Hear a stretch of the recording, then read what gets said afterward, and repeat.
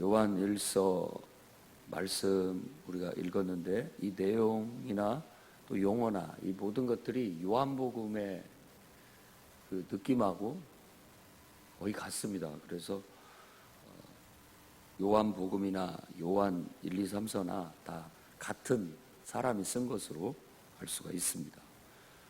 요한복음도 태초에 말씀이 계시니라 라고 시작을 하는데 여기서도 태초부터 있는 그 생명의 말씀에 대해서 말하겠다라고 이렇게 얘기를 합니다. 그래서 요한 같은 사람이 쓴 편지글이라고 우리가 볼 수 있겠고, 좀 교회 안에 핍박이 그리고 또 적그리스도라고 하는 그런 존재가 출현한 것으로 봐서, 보통 적그리스도 하면 그 다니엘서에서 말하고 있는 그 넷째 짐승, 그리고 그 뿔 나와가지고 성도들을 죽이고 또 핍박하고 괴롭히는 그런 존재로 볼 수가 있습니다. 그래서 그런 존재가 바로 이 로마 제국시대 때 이미 세상에 나타났다라고 그렇게 말하는 것은 아마 그 교회를 핍박하는 네로 황제를 떠올리면서 그런 얘기를 한 것으로 우리가 볼 수 있겠습니다. 자, 오늘 말씀에서 저는 맨 먼저 우리가 적용할 것은 주 안에서 항상 기뻐하자는 겁니다. 지금 요한이 1절에서 4절까지를 쓰면서 우리에게 기뻐하기를 요구하고 있어요. 여러분들이 살면서 저도 그렇고 항상 기쁠 수만은 없죠. 그런데도 불구하고 항상 기뻐해라 라고 얘기하는데, 그 이유가 뭐냐? 바로 태초에부터 있는 그 생명의 말씀이 우리 가운데 나타났기 때문이다 라고 말합니다. 그러니까 우리가 예수 그리스도를 배우고 예수 그리스도를 믿고 그분의 복음 안에서 산다라는 것은 기쁠 수밖에 없는 일입니다. 제대로 복음을 알고 복음을 우리가 받아들였다면 항상 그분 안에서, 진리의 말씀 안에서 항상 기쁘고 감사하게 살 수밖에 없다라는 것을 말하고 있는 거예요. 이 생명의 말씀은 우리가 눈으로 봤고 귀로 들었고 손으로 만졌다. 예수님과 예수님과 함께 3년여 동안을 동행했고 그의 가르치는 말씀을 들었고 또 배우기도 했고 그분과 함께 같이 먹고 또 자고 여행하면서 경험했던 일들, 그 다음에 그가 행하셨던 많은 기적들을 자기 눈앞에서 봤고 또 고난받으시고 십자가에 죽으신 것을 직접 봤고 무덤에 장사 지냈다가 부활하신 모습을 봤다는 거예요. 그리고 바로 이 생명의 말씀이라고 말하는 것은 마치 좀 신비한 얘기입니다. 저는 이 요한도 예수께서 부활하신 그 모습을 본 것을 가지고 이분을 이렇게 바로 태초에부터 있는 생명이 우리에게 나타났다라고 그 생명의 신비를 우리에게 전해주고 있는 것 같습니다. 제자들이 예수님의 부활의 모습을 보고는 의심하는 자들도 있었다고 하는데, 저는 그게 의심이 그냥 의심이 아니라 믿기지 않는 그런 거라고 해석해 볼 수가 있어요. 부활하셔서 나타나셨는데 믿기지 않은 모습이에요. 저분이 예수님이, 우리가 알고 있는 예수님이 맞나 할 정도로 그분은 새로운 모습으로, 어떤 신령한 모습으로 나타나셨는데 그걸 보고는 어안이 벙벙해 하는 모습을 그렇게 묘사했다고 봅니다. 그래서 이것을 보고 정신을 차리고 보니까 이 예수님의 부활의 이 부활의 생명, 이 생명은 이 세상 모든 사람들에게 알려야 될, 이건 중요한 일이다 라고 깨닫고 그들이 그걸 알리기 위해서 바로 목숨을 걸고 복음을 전하게 됐다라는 겁니다. 그래서 우리가 그것을 전해 들으면, 제대로 알고 제대로 전해 들었다면 그 일이 우리에게는 기쁨이 될 수밖에 없습니다. 그래서 기쁨의 소식, 복음이라고 말하고 있는 거죠. 그래서 우리에게 만일 너희가 제대로 들었고 제대로 예수 그리스도를 너희들이 알았다면 그분 안에서 우리가 사귐이 있고 또 누림이 있고 기쁨이 충만할 것이다. 충만해야 된다라고 그렇게 말하고 있는 겁니다. 핍박이 있어도 또 다소 우리가 웃을 일도 없고 때로는 우울하고 또 힘들고 복잡하고 스트레스 받는 일들이 있다 할지라도 여러분 안에 있는 예수 그리스도를 묵상하면서 항상 기쁨이 있고 또 행복이 있고 사귐이 있고 누림이 있는 그런 삶을 살아가시기를 바랍니다. 세상은 냉랭하고 추위가 있고 위험하고 또 험하지만 내 마음 안에만큼은 내 안에 그리스도께서 계시니까, 예수 그리스도가 내 안에 계시니까 그분으로 인해서 항상 우리는 하나님과 사귐이 있고 하나님의 임재 안에서 누림이 있고 그 속에서 기쁨이 충만한 그런 삶이 되도록 힘써 가시기를 바랍니다. 그 다음에 두 번째는 말씀이 육신이 되도록 사시기 바랍니다. 이건 성육신의 정신이라고 그렇게 말하고 싶습니다. 요한복음 1장에서도 말씀이 육신이 되어 우리 가운데 거하심에 우리가 그의 영광을 보니 아버지의 독생자의 영광이요 은혜와 진리가 충만하더라라고 한 것처럼 우리 안에도 바로 이 말씀, 그러니까 복음이죠. 예수 그리스도 그분 자체, 그리고 그분을 통해서 우리에게 주어진 말씀, 또 그분을 통해서 우리에게 기록되어진 말씀들, 또 가르쳐진 말씀들, 이런 것들이 그냥 우리 안에서 완전히 우리에게 임재되고 내재화돼서 그것 자체가 내가 돼가지고 그것이 그냥 우리의 삶으로 나타나게 될 때 은혜와 진리가 우리 안에 충만하게 돼서 우리의 모습 속에서도 하나님의 빛이 비쳐나는 것 같이 보여지게 되고 우리 안에 어둠이 없게 된다는 겁니다. 그래서 어둠과 빛을 대비해서 얘기를 했는데, 말하자면 이 어둠과 빛은 아주 단순하게 말하는 겁니다. 예수를 믿는 사람과 믿지 않는 사람.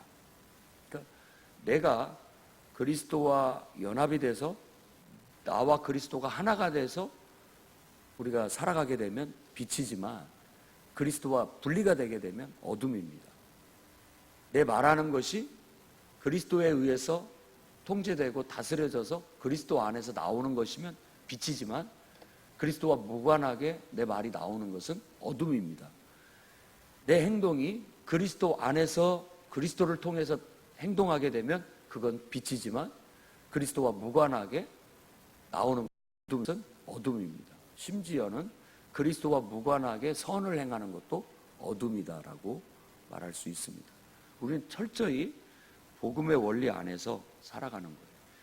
예수께서 하나님이시지만 인간이 되어 성육신 되어 이 땅에 그대로 나타나신 것처럼 우리도 우리 안에 그리스도가 나를 통해서, 나라는 인격을 통해서 이 세상에서 그냥 나타나야 됩니다.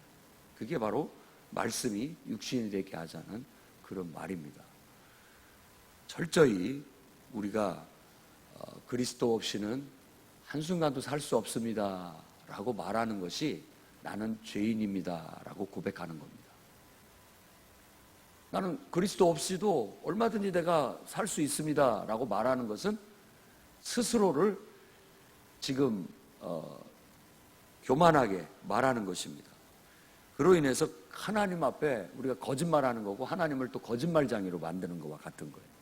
인간은 태초에 우리를 창조하실 때부터 하나님이 우리 안에 그분의 형상을 두셔서 창조했기 때문에 그거 없이는 인간이 아닙니다.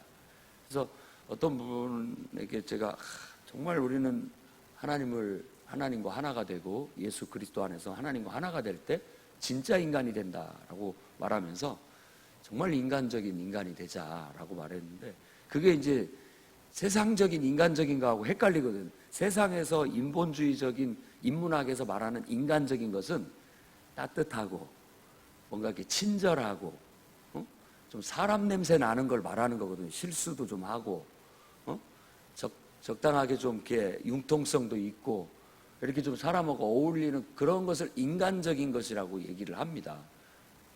뭐 기계적이거나 아주 막 너무 철두철미하거나 이런 모습이 아니라 그냥 인간다운 거예요. 좀 불완전하고 뭐 그런 걸 세상에서는 인간다운 것으로 얘기합니다. 그러나 성경에서의 인간의 인간론은 딱 내가 그리스도 안에서 하나님과 연합이 되면 진짜 인간이 되는 거예요. 참된 인간. 그래서 그리스도는 우리의 창조의 모델입니다. 그리스도는 인간과 육체, 그러니까 신과 육체가 하나가 되는 거, 그게 바로 그리스도거든요. 그리스도는 하나님이 인간이 돼서 우리 가운데 나타나신 그분을 그리스도라고 하는 겁니다.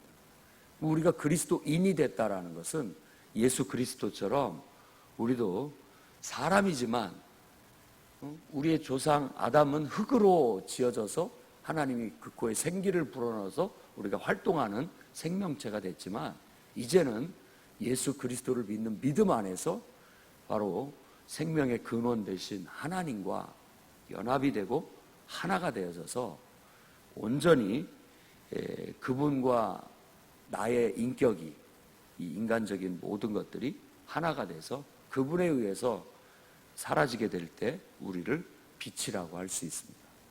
우리는 세상의 빛이고 소금이라고 말하셨던 예수님의 가르침처럼 우리가 그와 같습니다. 그래서 나름대로 이 성경의 저자들이 다 자기 나름대로 용어들을 사용해서 복음을 설명하고 있는데 바울은 바울대로 복음을 설명하고 있고 요한은 요한대로 이렇게 복음을 설명하고 있고 베드로는 베드로대로 또 신의 성품에 참여하라는 어떤 그런 용어를 가지고서 복음을 얘기하고 있습니다. 여기에서 요한은 바로 생명의 말씀 그리고 그 하나님이 우리에게 빛으로 오시게 됐고 그 빛이 우리 안에 있음으로써 우리가 온전히 빛 가운데서 행동하고 살아야 된다라는 용어로서 복음적인 삶을 우리에게 요구하고 있습니다. 그래서 우리는 그리스도 없이는 한순간도 살 수 없습니다 라고 말하는 게 내가 죄인임을 인정하게 되는 것. 그렇게 된다면 예수 그리스도의 피가 우리의 모든 죄를 씻어낼 것이다. 죄가 없어지는 거예요. 내가 그리스도 안에서 그리스도와 더불어 동행하면서 하나가 돼서 그리스도를 통해서 말하고 행동하게 되면 우리는 죄가 없습니다. 죄는 하나님과 우리 사이의 간극을 말합니다. 거리, 분리된 걸 말합니다. 근데 내가 그리스도 안에서 하나님과 완전히 연결이 돼서 연합이 되게 된다면 죄의 상태가 아니에요. 죄는 상태 개념이기 때문에. 어렸을 때 여러분들이 그 방에다 그림 그려놓고 이렇게 오징어 같은 모양 그려놓고 게임할 때 너 죽었어 라고 말할 때 왜 죽었습니까? 금을 밟았거나 금 밖으로 나가게 되면 죽는 거잖아요. 그런 걸 상태 개념이라고 하는 거예요. 상태. 어떤 상태가 되면 죽은 거예요. 내가 그리스도와 연결이 되어 있지 않고 그리스도 안에 있지 않으면 죽은 겁니다.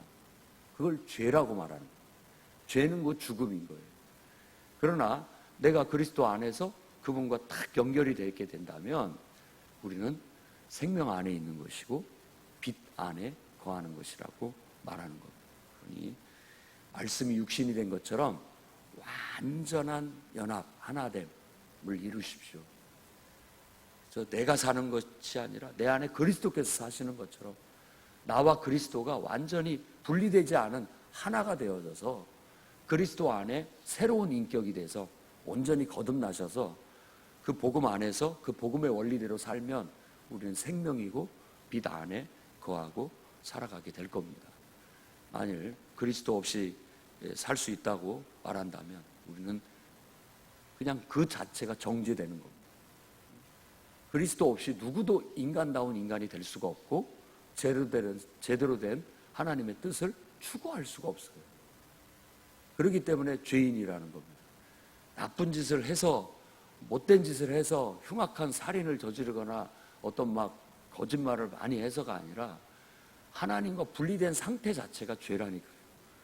그것 자체가 하나님 없이 산다라는 것 자체가 죄라는 것을 인정하고 고백하게 되면 우리는 온전한 인간이 될 수 있고 모든 불의에서 깨끗하게 될 거고 죄가 사해지게 되고 그야말로 생명의 말씀이신 예수 그리스도가 우리를 통해서 드러나게 되고 나타나게 돼서 은혜와 진리가 우리 안에 충만한 모습을 갖게 될 겁니다.